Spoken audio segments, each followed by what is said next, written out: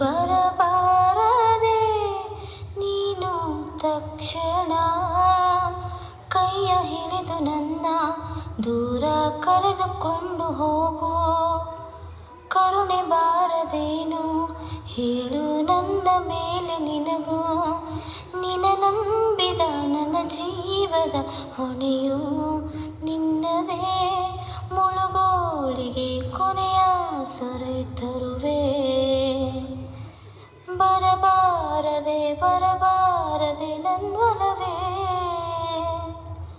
ಸಂಜು ಮತ್ತು ಗೀತ ಸೇರಬೇಕು ಅಂತ ಬರಿದಾಗಿದೆ ಇಂದು ಬ್ರಹ್ಮನು.